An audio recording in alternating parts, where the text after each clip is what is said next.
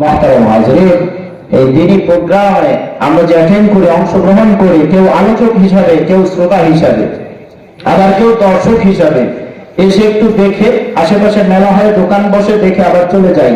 কিন্তু আসলে কি আলোচনা হচ্ছে এগুলা শুনি না, শুনলে দিলের কান থেকে শুনি না। আসলে উচিত ছিল এখানে এসেছি, আমার মূল টার্গেট, মূল আমার উদ্দেশ্য থাকা দরকার, এখান থেকে আমি কিছু খোরাক সংগ্রহ করব। আর এই খোরাক নিয়ে সে অনুযায়ী, এই পথ প্রদর্শন অনুযায়ী আমি আমার জিন্দেগি, আমার জীবনকে সুসজ্জিত করব, যাতে করে আল্লাহ তাআলা পরকালে আমাকে সুন্দর রাখেন, ভালো রাখেন, পরকালের শেষ পরিণতি আমার জন্য জান্নাত হয়। এটা ঠিক করে আওয়াজ দিয়ে বলেন। কোরআন হচ্ছে আমাদের সংবিধান। একটা মুমিন বান্দা, একটা মুসলিম বান্দা বান্দি, সে যদি কোরআনকে ফলো করে, তার জীবনকে পরিচালনা করে, সে অবশ্যই অবশ্যই দুনিয়ার সাকসেস হবে, আখিরাত পরকালে সে সাকসেস হবে। ঠিক করে আওয়াজ দিয়ে বলেন। ভাইরা আমার, এই কোরআনের বিধানকে মানা দরকার আছে না নাই?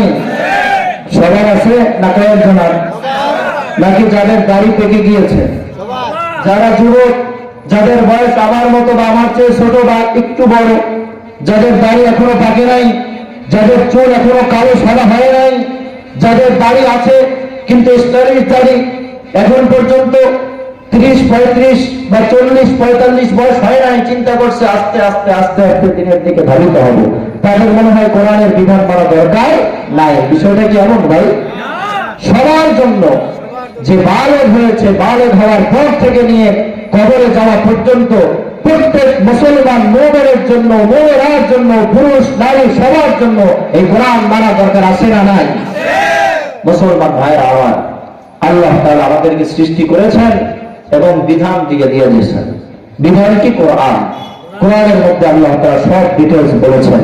সংক্ষিপ্ত আকারে আমরা জানি যে নামাজ, রোজা, হজ, যাকাত এগুলো হচ্ছে বড় বিধান। আরো ছোট ছোট আরো অনেক বিধান আছে। এই বিধান অনুযায়ী যদি আমরা চলতে পারি, আল্লাহ তাআলা পরকালে আমাদের দিবেন